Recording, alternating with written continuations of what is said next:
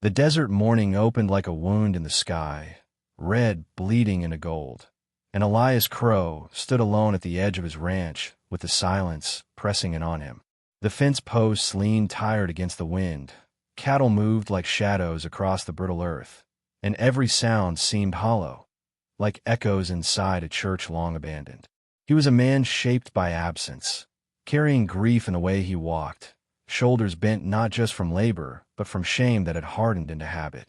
Folks in town said he was cursed, that misfortune clung to him like dust, and Elias carried their whispers in his bones. He passed through the saloon one evening, and though no one raised their voice, the murmur of gossip rode heavier than gun smoke. Men turned their faces, women looked away. Only Clara Boone, the schoolteacher with eyes clear as spring water, gave him a fleeting glance of kindness before she turned back to her company. That look stayed with him on the long ride home under a sky veined with stars, though it was not enough to soften the ache of his solitude. Elias's ranch was quiet when he arrived, too quiet, the kind of silence that carried unease. He found them in the barn, two boys, younger than his own son might have been had he lived past infancy. They were battered, trembling, dark eyes wide with the animal fear of hunted things. Their clothes were torn, their skin marked by the violence of pursuit. Comanche, Elias realized. Sons of warriors, perhaps of a chief. His first instinct was to send them away. To help them was to invite death, for if their kin found them here, they would see it as theft or insult. Yet when one of the boys slumped forward, too weak to stand, Elias's hands moved of their own will. He lifted the child as gently as a father cradling his own blood and carried him to a pile of straw. The other boy watched, suspicious but desperate, eyes shining wet in the lantern light. The decision sealed itself without words. He fed them broth spoon by spoon, cleaned their wounds with rags dipped in cool water, and stayed by them through the night, listening to their labored breathing. For days, he worked in secret. At first, the boys recoiled from his touch, whispering in a tongue Elias did not know. But slowly their fear thinned into trust. One morning, the younger pressed a small carved bead into Elias's palm, a token of gratitude. The feel of it in his hand lit something long dormant in him, like a coal stirring to flame. But in town, tongues sharpened. Clara noticed him buying more flour and bandages than a lonely man should need. Others began to mutter louder. Crow's hiding something. Crow's got trouble in his barn. He bore their suspicion in silence, but beneath it, a strange pride stirred. Caring for the boys gave him a purpose sharper than pain, and in their laughter, when it finally came, he heard echoes of the family he had lost. Then came the morning when the horizon trembled. Dust rose like smoke from the plain, and the earth seemed to hum with the weight of hooves. Elias knew before he counted the silhouettes. The boys were not lost to their people.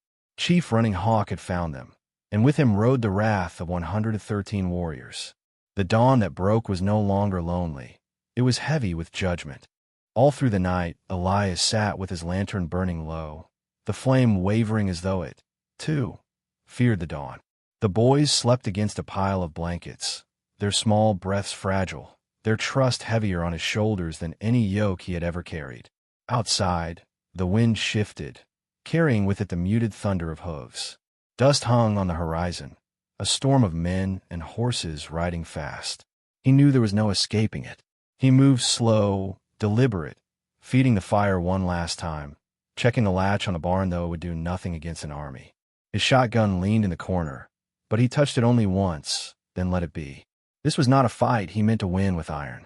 When Clara appeared at dusk, riding quiet as a prayer, he thought at first the night had conjured her. She dismounted without a word, and in the lamplight her eyes found the boys. She did not ask, did not scold, only rested a hand on Elias's shoulder. That small gesture held more weight than any declaration of loyalty could. For the first time in years, Elias did not feel alone. The dawn came raw and searing, painting the land in copper fire. They surrounded the ranch like a noose tightening. 113 warriors, their faces painted, their horses restless with anticipation. At the head rode Chief Running Hawk, his presence vast as the open plains, his eyes burning with grief and fury. The boys pressed against Elias's legs, trembling, whispering words he did not understand, though their meaning was plain. Father. Elias's chest ached with a memory of the child he had buried, a life that never grew tall enough to speak a name. Running Hawk dismounted with the grace of thunder, uncoiling. He strode forward, his gaze sharp as flint. Elias walked out unarmed, boots crunching the dry dirt, the sun hot on his back. The air thrummed with silence, broken only by the creak of saddles and the shifting of hooves. His voice cracked when he spoke, but he did not falter.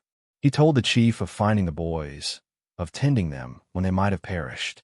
His words were plain, stripped of ornament, but every syllable came like blood from a wound. The boys themselves broke from his side, rushing to their father, showing him with their presence what Elias's words tried to hold. The chief's eyes softened, but anger lingered like storm clouds. To spare Elias would be to risk dishonor before his people. The warriors readied their spears, the air sharp with the weight of what was coming.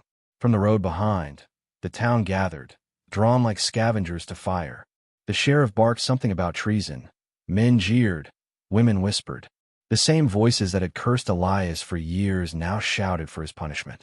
But Clara stepped forward then, her skirts brushing the dust, her body trembling, but her chin lifted.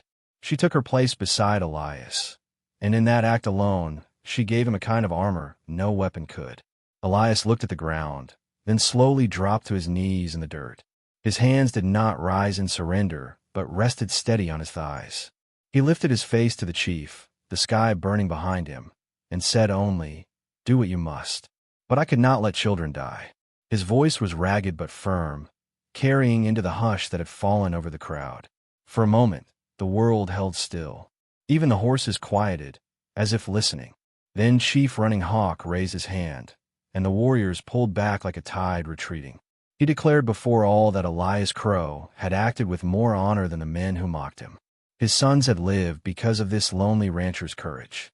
To harm him would be to spit on the gift of mercy itself. The warriors turned their mounts, thundering back toward the horizon, carrying the boys safe between them. Dust rolled after them like smoke after fire. The townsfolk shifted, some ashamed, some unwilling to meet Elias's eye. Clara's hand found his, and though no words passed, their silence was full, richer than promises, steadier than vows. That evening, Elias walked his land alone, the sky a bruised violet, the earth cooling beneath his boots. His ranch was still poor, fences broken, cattle thin. But in his chest, something had changed. He was no longer the cursed man of whispers, no longer the shadow walking half-dead among the living. He had chosen compassion when the world demanded cruelty, and it had saved him. To you who listen now, remember this. The measure of a soul is not taken in applause or safety, but in the quiet choices we make when no one is watching. Sometimes, it is in the act of kneeling that we rise. And in mercy, even a lonely man may find his way home again.